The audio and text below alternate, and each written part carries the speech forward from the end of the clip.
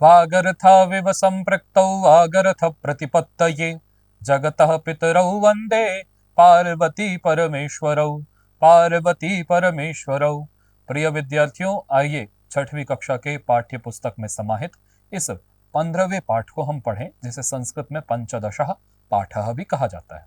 इस पाठ का नाम विद्यार्थियों, इस पाठ का नाम है वृक्षाः सत्पुरुषाः इव। वृक्ष जो है वो सत्पुरुष के समान है। जो जो गुण सत्पुरुषों में होते हैं वही वही गुण वृक्ष में भी है। ठीक है।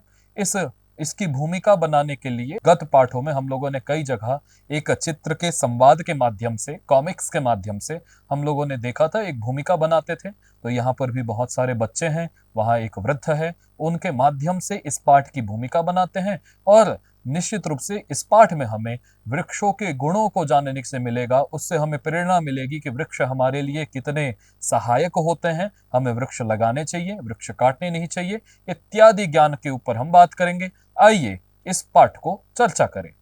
पर्यावरण संरक्षणस्य विषये एका प्रदर्शनी विद्यालये आयोजिता अस्ति।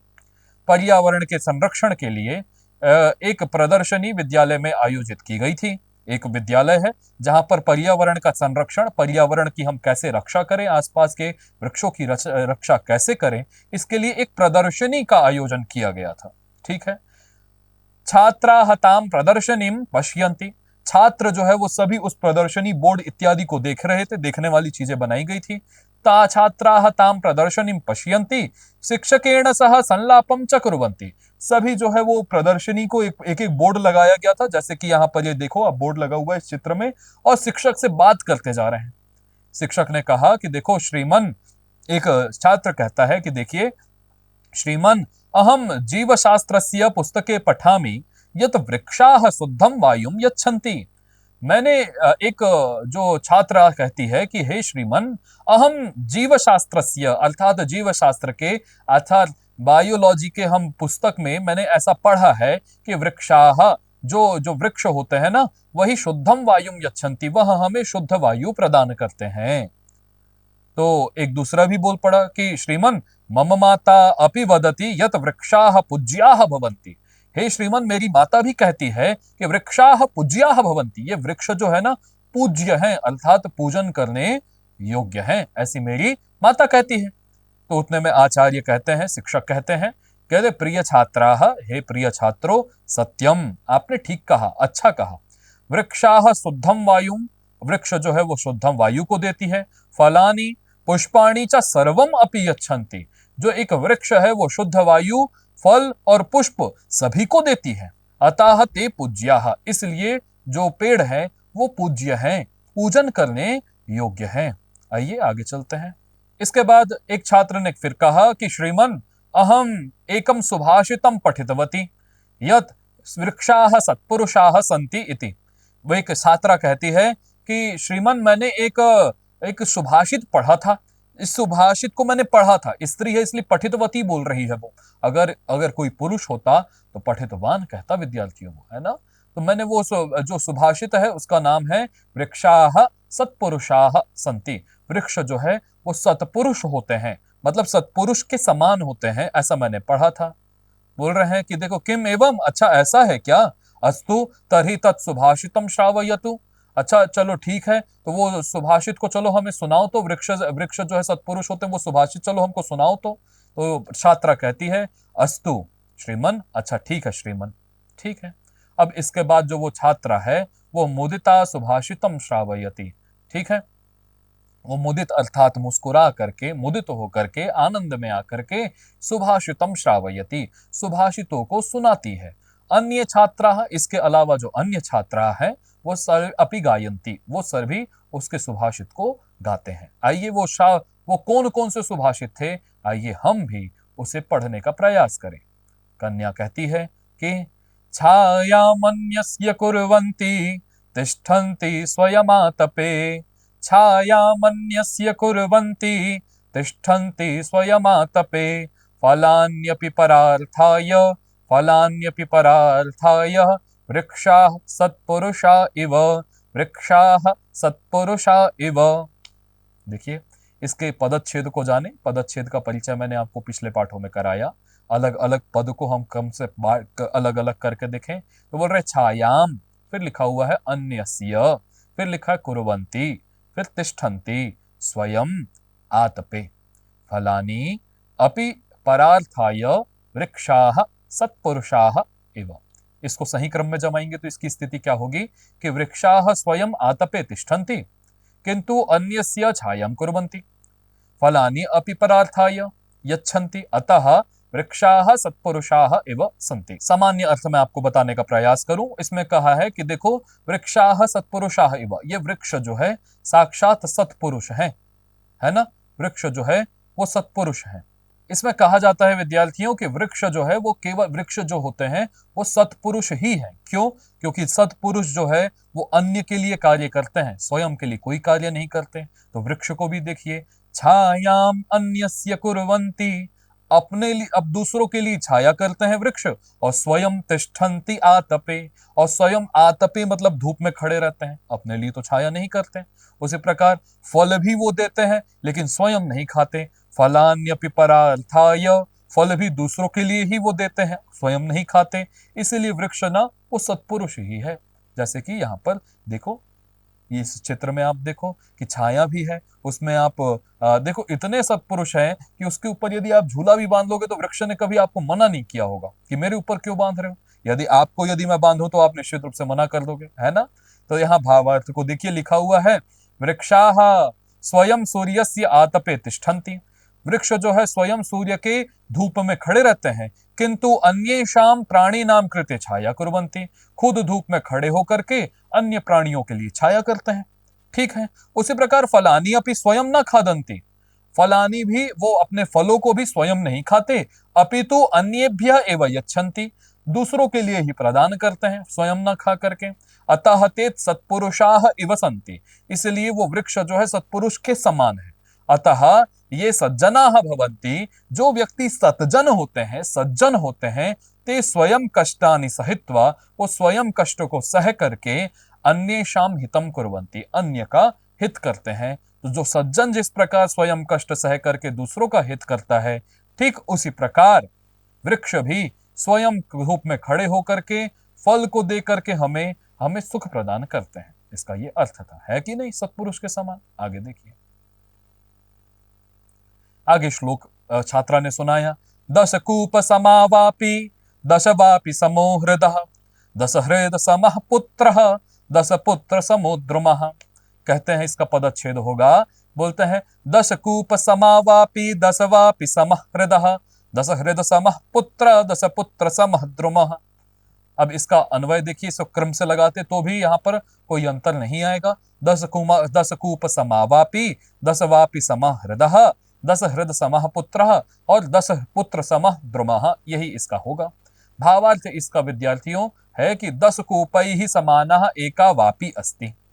ठीक है ना, 100 कुएं के समान एक वापी होती है, वापी, एवं 10 वापी समः एक हृदय, 10 वापियों के समान एक हृद माने तालाब है, और 10 हृद के समान, 10 तालाब के समान एक पुत्र या पुत्री होता है। मतलब एक तरफ 10 तालाब लगा दो और आपके पास एक पुत्र है तो दोनों तुल्य हैं। 10 हृद है, 10 तालाब है, और यदि आपके पास एक पुत्री है तो वो भी तुल्य है आपस में, है ना। उसी प्रकार तथैव 10 संतानैः समानः, 10 संतान यदि हो जाए तो उनके समान एक वृक्ष मूल्यवान, उनके सामने में एक वृक्ष हो और एक तरफ आपके 10 संतानें हो तो दोनों में श्रेष्ठ वृक्ष है। अर्थात एकः वृक्षः सर्वाधिकः उपकारकः भवति, एक जो वृक्ष है वो सर्वाधिक उपकार करने वाला होता है। अतः सर्वे वृक्षारोपणम कुर्वन्तु, इसीलिए हमको वृक्षारोपण करना चाहिए। क्यों? क्योंकि एक वृक्ष लगाएंगे तो ये मानो कि आपने 10 पुत्र हैं आपके, ऐसा आप उसको समझिए। बोलती है, अहो एषां वरम जन्म सर्व प्राण्युपजीवनम, सुजनस्येव येषां वै विमुखा यान्ति नार्थिनः। अहो एषां वरम जन्म सर्व प्राणुपजीवनम, सुजनस्येव येषां वै विमुखा यान्ति नार्थिनः। पदच्छेद क्या होगा इसका? अहो एषां वरम जन्म सर्व प्राणी उपजीवनम, सुजनस्य एव येषां वै विमुखाः यान्ति न अर्थिनः। अन्वय इसका देखिए, अहो एषाम सर्व प्रण्यूपजीवनम जन्म वरम अस्ति सुजनस्य इव येषाम अर्थिनः विमुखाः न यान्ति। ठीक है, ये भावार्थ जो है श्री कृष्ण युधिष्ठिर जिसे कहते हैं कि हे युधिष्ठिर, श्री कृष्ण युधिष्ठिरम वदति, श्री कृष्ण युधिष्ठिर को कहते हैं कि हे युधिष्ठिर, अहो एतेषाम वृक्षाणाम जन्म श्रेष्ठम अस्ति, इन वृक्षों का जन्म ना बड़ा श्रेष्ठ है, बड़ा अच्छा है, इनका जन्म विफल नहीं है, इनका जन्म बहुत अच्छा है। क्यों? यतः क्योंकि एतेषाम जन्म सर्वेषाम जीवनानाम उपकाराय भवति, क्योंकि वृक्षों का जो जीवन है ना वो दूसरों के ऊपर उपकार करने के लिए, दूसरों के लिए जीने के लिए ही हुआ है। यथा सज्जनेभ्यः जनानां निराशा न भवति तथैव, जिस प्रकार सज्जन व्यक्तियों को कभी निराशा नहीं होती, तथैव उसी प्रकार वृक्षाणाम समीपे आगत्य, यदि वृक्ष के समीप यदि कोई आए और अर्थीनाम जनानाम निराशा न भवति, यदि जो भी मांगने के लिए हम वृक्ष के पास आए तो हमें कभी भी निराशा प्राप्त नहीं होगी। कहने का तात्पर्य है, यदि आप वृक्ष के पास जो मांगने आओगे वृक्ष वह आपको देगा। यदि आप उनसे आप फल मांगोगे फल देगा, वृक्ष छाया मांगोगे छाया देगा। तो ये सभी कुछ देने वाला है, कुछ भी अपने पास नहीं रखता। तेषाम आशानुरूपम वृक्षाः तेभ्यः फलानि पुष्पाणि छायां च यच्छन्ति। ठीक है ना। अब जैसा कि आपने आशानुरूपम, जैसे आपने आशा की थी उसके अनुरूप ही वृक्ष जो है आपको फल पुष्प और छाया देता है। इसके आगे देखो, वृक्ष के ही बारे में और कहती है वो छात्रा, कहती है परोपकारा यफलन्ति वृक्षाः परोपकाराय वहन्ति नद्यः परोपकाराय दुहन्ति गावः परोपकाराय इदं शरीरम। पदच्छेद इसका क्या होगा? परोपकाराय फलन्ति वृक्षाः परोपकाराय वहन्ति नद्यः परोपकाराय दुहन्ति गावः परोपकाराय इदं शरीरम। इसका अन्वय हो सकता है वृक्षाः परोपकाराय फलन्ति, वृक्ष परोपकार, नद्यः परोपकाराय वहन्ति, गावः परोपकाराय दुहन्ति, परोपकाराय एव इदं शरीरम अस्ति। विद्यार्थियों, कहने का तात्पर्य यहाँ पर है कि जो फल जो है ना वो क्यों, वृक्ष जो है वो फलित क्यों होते हैं, वृक्ष फल क्यों देते हैं? परोपकार के लिए, मतलब दूसरों के लिए, पर के उपकार के लिए, है ना। तो वो स्वयं तो नहीं खाते। उसी प्रकार परोपकाराय वहन्ति नद्यः, नदी भी किस लिए बहती है? परोपकार के लिए। वो अपना जल स्वयं तो नहीं पीती ना, अपने दूसरों के लिए। जो गाय भी है वो दुहंती क्यों दुहती है? दूसरों के लिए। वे भी अपना दूध नहीं पीती स्वयं। और जो यह शरीर भी है ना विद्यार्थियों, यह शरीर भी हमारे स्वयं के लिए नहीं है, ये परोपकार के लिए है, दूसरे के लिए, दूसरों की सहायता करने के लिए है। विद्यार्थियों, इसका भावार्थ देखिए, वृक्षस्य फलानि अन्ये खादन्ति, वृक्ष के फलों को अन्य कोई खाता है, ना तो वृक्ष स्वयं नहीं खाता, स्वयं न खादति। नदीनां जलस्य उपयोगम अपि अन्ये एव प्राणिनः कुर्वन्ति, नदी के जल का उपयोग भी कोई अन्य प्राणी ही करता है, नदी स्वयं नहीं करता। गावः अपि अन्येषां कृते एव दुग्धम यच्छन्ति, गाय भी दूसरों के लिए ही दूध को प्रदान करती है। उसी प्रकार एवमेव, इसी प्रकार अस्माकं जीवनम अपि, हमारा जो यह जीवन है यह भी अन्येषां उपकाराय भवतु, अन्य के उपकार के लिए ही हमारा जीवन हो। हमको वृक्ष से, नदी से और गाय से यह शिक्षा लेनी चाहिए। आइए आगे देखते हैं। पुष्पपत्र फलच्छाया मूलवल्कलतारुभिः धन्या महिरुहा येषां विमुखा यान्ति नार्थिनः। यहाँ पदच्छेद देखिएगा विद्यार्थियों, इसका होगा पुष्प पत्र फल छाया मूल बल कलदारुभिः धन्याः महिरुहाः येषां विमुखाः यान्ति न अर्थिनः। ठीक है ना। इसका अन्वय क्या होगा? अन्वय होगा इसका कि येषां पुष्प पत्र फल छाया मूल बल कलदारुभिः अर्थिनः विमुखा न यान्ति महिरुहाः धन्याः सन्ति। भावार्थ इसका आपको मैं समझाने का प्रयास करूं कि जो ये महिरुहा अर्थात जो ये वृक्ष है वह धन्य है। धन्य क्यों है? क्योंकि जो भी अर्थी, अर्थी माने मांगने वाला, विद्या को मांगने वाला विद्यार्थी, धन को मांगने वाला धनार्थी, उसी प्रकार जो अर्थी माने याचना करने वाला, जो इसके सामने में जो भी याचना करने आता है वृक्ष के सामने में जो भी याचना करने आता है वो विमुख होकर के, निराश होकर के नहीं जाता। वो इसके पास यदि पहले लाइन में लिखा हुआ पुष्प मांगेगा, पुष्प मिलेगा, पत्र मांगेगा, पत्ते मिलेंगे, फल मांगेगा, फल मिलेगा, छाया मांगेगा, छाया मिलेंगी, मूल अर्थात जड़ इत्यादि को मांगोगे वो भी मिलेगा, वलकल अर्थात छाल इत्यादि उसको मांगोगे वो भी मिलेगा, और दारू माने होता है विद्यार्थियों लकड़ी, लकड़ी भी मांगोगे तो वह भी आपको यह प्रदान करती है। इसलिए ये जो अर्थी को कभी भी निराश नहीं करती, इसलिए जो महीरुहा अर्थात ये पृथ्वी से उत्पन्न होने वाली जो ये वृक्ष है वो धन्य है। अगला श्लोक है पिबन्ति नद्यः स्वयमेव नाम्भः स्वयं न खादन्ति फलानि वृक्षाः नादन्ति सस्यं खलु वारिवाहाः परोपकाराय सतां विभूतयः। इसका पदच्छेद होगा विद्यार्थियों, पिबन्ति नद्यः स्वयं एव न अम्भः स्वयं न खादन्ति फलानि वृक्षाः न अदन्ति सस्यं खलु वारिवाहाः परोपकाराय सताम विभूतयः। पदच्छेद को आप पहले भी समझिएगा, अब भी समझ लेना। एक एक पद को हम अलग अलग करके बताते हैं, जैसे कि ऊपर लाइन में लिखा हुआ था स्वयं एव, लेकिन अलग अलग करने पर स्वयं एव ऐसा हो जाएगा। फिर लिखा हुआ था नाम्भः, इसको अलग करेंगे तो न अम्भः ऐसा हो जाएगा। बात स्पष्ट है। अन्वय अब इसको सही क्रम में लगाते हैं। नद्यः अम्भः स्वयं एव न पिबन्ति वृक्षाः अपि फलानि स्वयं न खादन्ति वारिवाहाः अपि सस्यं न अदन्ति खलु यतः सतां विभूतयः परोपकाराय। अब इसके अर्थ को जानते हैं कि नद्यः अर्थात जो नदी है स्वयं जलम स्वयं न पिबन्ति, अपना जल जो है नदी स्वयं नहीं पीती, अपितु अन्येषाम उपयोगाय यच्छन्ति, अपितु दूसरों के उपयोग के लिए वो दे देती है ना। इसी प्रकार एवं एवं वृक्षाः अपि फलानि स्वयं न खादन्ति, वृक्ष भी जो है अपने फल को स्वयं नहीं खाते हैं, दूसरों के लिए दे देते हैं। मेघाः अर्थात वारिवाहाः, है ना, वारी अर्थात जल को, वारी को अर्थात जल को, वाहा मतलब वहन करने वाले जो ये मेघ हैं वो भी स्वयं जल को नहीं पीते। मेघ से ही तो बारिश होती है, बादल से ही तो बारिश होती है, वो स्वयं जल को नहीं पीते, किंतु वृष्टि के द्वारा उत्पन्नस्य सस्यम, स्वयं बोल रहे हैं कि ठीक है मेघा स्वयं जल को नहीं पीते, उसी प्रकार वृष्टि के द्वारा जो उत्पन्न जो ये सस्य है स्वयं नहीं खादन्ति, और वृष्टि करने के बाद जो सस्य अर्थात जो ये घास इत्यादि उत्पन्न हुए उसको वो बादल ये नहीं कहता कि मेरे पानी के द्वारा आया था तो मैं खाऊंगा, अर्थात वो दूसरा ही खाता, वो स्वयं नहीं। अनेन प्रकारेण, इस प्रकार से सज्जनानां संपदः अपि परोपकाराय भवन्ति, सज्जनों के पास जो धन है वह भी परोपकार के लिए ही होता है। आइए अब कुछ शब्दों के शब्दार्थ को जानने का प्रयास करें।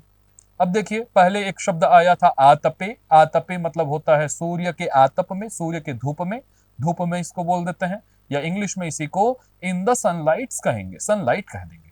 परार्थाय मतलब अन्येषां परोपकाराय, उपकाराय दूसरों के उपकार के लिए, दूसरों के लिए कुछ करना, for the sake of others, है ना।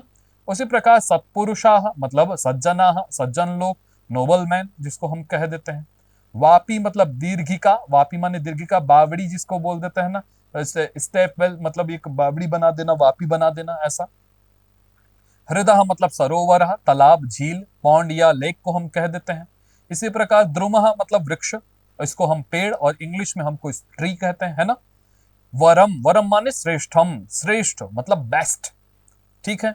इसके अलावा अर्थिनः, अर्थिनः मतलब प्राप्तुम इक्षुकाः प्राप्त करने के इच्छुक, प्राप्त करने वाले इच्छुक, है ना। विशिंग टू रिसीव, अस्तु। आगे देखो वहंती मतलब प्रवहंती, आगे बढ़ते हैं, ठीक है, बहती है, फ्लोज जिसको हम बोल देते हैं। वल्कल माने वृक्षस्य त्वक, वृक्ष की छाल, है ना। बार्क ऑफ ट्रीज जिसको हम बोल देते हैं। दारुही, दारुही मतलब काष्ठैहि लकड़ियों से, बाय वुड, है ना। महीरुहा मतलब वृक्षाः पेड़, हम कह देते हैं ट्रीज, है ना। महीरुहा, द्रोम, वृक्ष, ये सब एक ही है। अंभा माने भी जल होता है विद्यार्थियों, जिसको हम अंग्रेजी में वाटर कह देते हैं। वारिवाहा मतलब वारी अर्थात जल को वहन करने वाले, मेघ जिसको हम क्लाउड्स कह देते हैं। इसी प्रकार विभूतयः मतलब समृद्धयः जो अच्छे लोग हैं, जिसको हम समृद्धि बोलते हैं या फिर प्रॉपर्टी बोलते हैं ना। प्रिय विद्यार्थियों, अब आइए हम प्रयास करते हैं कि हम जो पाठ हमने अभी पढ़ा उसके जो अभ्यास प्रश्न है उसे हल किया जाए। हम अभ्यास प्रश्न पर जाएं। उससे पहले जो मैंने इससे पूर्व की पाठ में एक चर्चा की थी, जिसमें हमने देखा था कि हमारे यहाँ विभक्ति इत्यादि को हमने देखा था कि विभक्ति की संख्या मैंने आप लोगों को बताई थी कि 7 है। उसी प्रकार मैंने आप लोगों को कारक की संख्या बताई थी कि कारक की संख्या 6 है, जिसमें से हम लोगों ने जाना था कि कर्ता, कर्म, करण, संप्रदान, अपादान और अधिकरण, है ना। ये हम लोगों ने जाना था। फिर मैंने आप लोगों को यह भी बताया था कि हम कर्ता की पहचान कैसे कर सकते हैं, कि किसी वाक्य में यदि हमको कर्ता पहचानना है तो हम कैसे कर्ता को पहचानेंगे, यदि किसी वाक्य में हमें कर्म को पहचानना है तो हम उसे कैसे पहचानेंगे, ये आज हम देखते हैं, है ना। देखिए, इससे पहले कि मैं आपको आगे का पाठ पढ़ाऊं, उससे पहले मैं किसी वाक्य में कर्ता, कर्म, करण, संप्रदान, अपादान, अधिकरण इत्यादि को समझने के लिए एक सामान्य सा एक तरीका बता देता हूं मैं। जैसे कि हिंदी व्याकरण में भी होता है, संस्कृत व्याकरण में भी इसका उपयोग ले सकते हैं। हम एक चिन्ह लगाते हैं, जैसे कि हम याद करते हैं कि कर्ता ने कर्म को, फिर हम लिखते हैं करण से, ऐसे आप लोग याद करते जाइए इसे। फिर संप्रदान के लिए, फिर अपादान से अलग होने के अर्थ में, ऐसे याद करते हैं, अलग होने के अर्थ में। इसी प्रकार संबंध का, की, के और अधिकरण में, पे, पर, इसको हम कुछ इस प्रकार से याद करते हैं। ये एक आप कह सकते हो कि एक ये चिन्ह है जिससे हम कर्ता, कर्म, करण, संप्रदान, अपादान, संबंध, अधिकरण को पहचान लेते हैं। मैं फिर से आपको एक बात रिपीट कर दूं कि संबंध जो है वह कारक नहीं होता, है ना। ये कारक नहीं होता। कारकों की संख्या 6 ही है। तो पहला कारक ये, दूसरा कर्म, तीसरा करण, चौथा संप्रदान, पांचवा अपादान और छठवा अधिकरण। संबंध कारक नहीं होता। क्यों नहीं होता, इसको आगे की कक्षा में हम विस्तार से इस पर चर्चा करेंगे।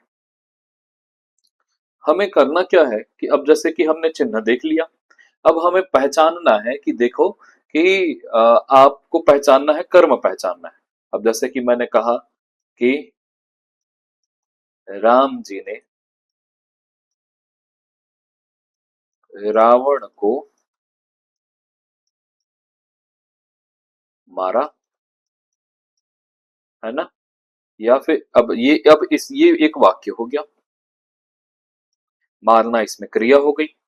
पिछले पार्ट में मैंने ये बताया था कि जो क्रिया को जो करेगा, क्रिया को जो करेगा वो निश्चित रूप से कर्ता होगा। तो मारने रूपी क्रिया को कौन कर रहा है, राम जी कर रहे हैं। तो राम जी हो गए कर्ता। या तो इस तरीके से आप पहचान सकते हो, है ना। अथवा सरल तरीका यह है कि ने जिसके बाद में लगा होगा, जिसके बाद में ने लगा होगा वो निश्चित रूप से कर्ता होगा, जिसके बाद को लगा होगा वो निश्चित रूप से कर्म होगा। जैसे कि रावण को मारा, तो ये को क्या बताता है हमको, को बताता है कि को से पहले जो भी आएगा वो कर्म ही होगा। तो यहां पर कर्म हो जाएगा रावण। इसी प्रकार ने हमको बताता है कि ने से पूर्व में जो भी आएगा वो कर्ता ही होगा। इसी प्रकार से पूर्व में यदि कोई भी आएगा तो वो करण होगा। के लिए से पूर्व में जो आएगा वो संप्रदान होगा। जैसे कि उदाहरण देखते हैं। मैंने कहा कि देखो,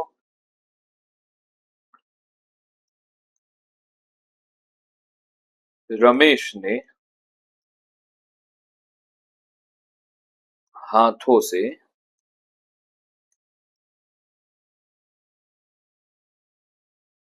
बच्चों के लिए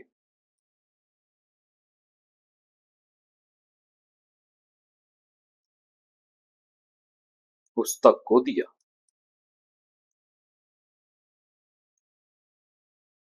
है ना। पुस्तक को दिया, अथवा यहां और सरल कर देते हैं, पुस्तक को दे रहा है। अब एक इतना बड़ा वाक्य है। अब कोई आपसे पूछे कि बताओ भाई, इसमें कर्ता कौन था, करण कौन था, संप्रदान कौन था, अपादान कौन था, तो आप ये चिन्ह को देख करके बता सकते हो। कि बताना, आप उनसे कहना कि देखो, ने से पूर्व में जो भी होगा वो निश्चित रूप से क्या होगा, कर्ता ने, तो ये निश्चित रूप से रमेश हो जाएगा कर्ता। इसी प्रकार से पूर्व में जो भी होगा तो वो निश्चित रूप से करण होगा। तो हाथों से, तो ये हो जाएगा करण, है ना। मजेदार खेल है ये। के लिए से पूर्व के लिए से पूर्व में जो भी होगा वो निश्चित रूप से क्या हो जाएगा, तो के लिए से पूर्व के में क्या आता है, संप्रदान। तो ये बच्चा क्या हो जाएगा, ये हो जाएगा निश्चित रूप से संप्रदान। ठीक इसी प्रकार विद्यार्थियों, को से पूर्व में जो भी होता है वो निश्चित रूप से क्या होता है, वो कर्म होता है। ये तो हमने, और देना ये क्या है, क्रिया है। तो इस सामान्य प्रक्रिया से हम किसी भी वाक्य में कर्म को पहचान सकते हैं, है ना। संप्रदान को पहचान सकते हैं, करण को पहचान सकते हैं। अब समस्या क्या होती है कि आप यदि ध्यान से देखेंगे तो आपको यह मिलेगा कि भाई करण से तो यहां पर भी था, और से तो एक जगह और है सर, अपादान से यह भी तो है। अब इन दोनों से में हम डिफरेंस कैसे करेंगे कि कौन सा करण वाला है और कौन सा अपादान वाला है। तो आप याद रखिएगा, जहां पर सहायता अर्थ द्योतित हो रही होगी तो वो निश्चित रूप से करण वाला ही है, और जहां पर पृथकत्व द्योतित हो रहा होगा वो अपादान है। शब्द समझ में नहीं आए होंगे, चर्चा करते हैं। देखिए, आप लिख रहे हैं, मैंने कहा कि रमेश लेखनी से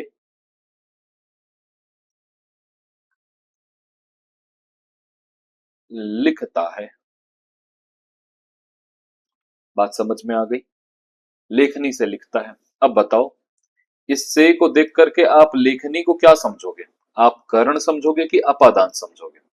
तो आप थोड़ा विचार करो कि बताओ, कार्य क्या था, लिखना, और लिखने रूपी कार्य में सहायता कौन कर रही थी, ये लेखनी। तो ये सहायता वाली से पहले आ रही थी क्या, तो ये सहायता कर रही थी लिखने में, अतः ये निश्चित रूप से करण ही है, अगर सहायता कर रही है तो। लेकिन एक वाक्य और लिखता हूं मैं, रमेश गांव से जाता है। अब बताओ, करता तो रमेश है, कोई दिक्कत नहीं है, जाता क्रिया हो गई। अब ये से कौन सा वाला है, करण वाला है या अपादान वाला है, तो निश्चित रूप से ये अपादान का है। मैं कैसे पहचान गया, मैं ऐसे पहचान गया कि आपने विचार किया कि भाई जाने में गांव सहायता कर रहा है क्या, अगर राम गांव से जा रहा है तो गांव सहायता क्या करेगा, नहीं कर सकता, गांव तो वैसे का वैसे ही है। लेकिन गांव से अलग जरूर हो रहा है रमेश, जब वो गांव से जा रहा है तो गांव से रमेश अलग हो रहा है, पृथक हो रहा है, अलगाव हो रहा है ना। तो ये पृथकत्व द्योतित हो रहा था कि रमेश और गांव अब अलग अलग हो रहे हैं। तो जब ये वाला, जब ये से जब पृथकत्व द्योतित होगा तो ये निश्चित रूप से अपादान ही होगा। और इसको सरल बनाते हैं, हम कहते हैं कि देखो, रमेश वाहन से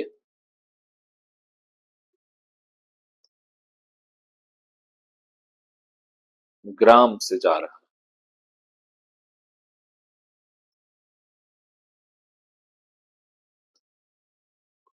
अब देखो, जाने रूपी क्रिया कौन कर रहा है? रमेश। रमेश हो गया कर्ता। अब से तो दो के आगे लगा हुआ है, वाहन के आगे भी, और से लगा हुआ है ग्राम के आगे भी। और से हमको मिलता है कहाँ? करण में भी मिलता है और अपादान में भी प्राप्त होता है। वास्तविकता में अब कौन सा से जो है, दोनों के दोनों करण वाले ही हैं क्या, या दोनों के दोनों अपादान वाले हैं क्या, अथवा एक अपादान वाला है और एक करण वाला है, ऐसा भी तो हो सकता है। तो हम इस पर विचार करते हैं।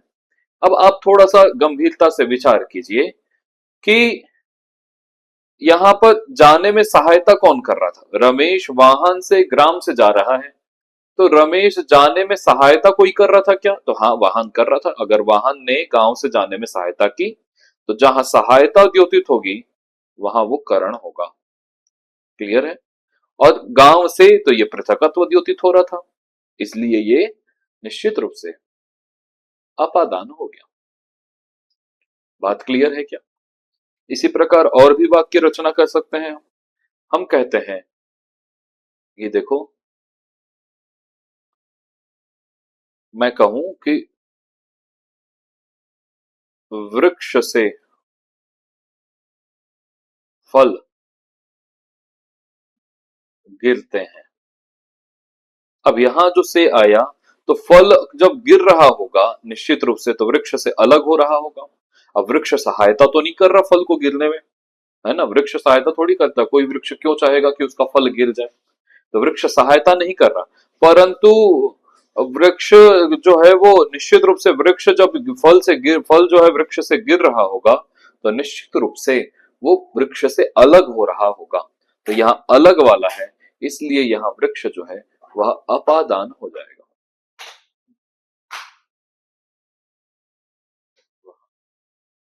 अपादान हो जाएगा, है ना? मेरी बात यहाँ पर समझ में आई होगी। प्रिय विद्यार्थियों, हमने जाना कि कर्ता क्या है, कर्म क्या है, करण क्या है, और हमने संप्रदान पर अभी थोड़ी सी चर्चा की, थोड़ी आगे और करेंगे। अपादान हमने जाना। अब हम अगले जो भाग होगा, जो अगली कक्षा होगी, वो इस पे हम जानेंगे कि संबंध क्या होता है, ये कारक क्यों नहीं होता, अधिकरण क्या है, और संप्रदान पर थोड़ी हम चर्चा करेंगे।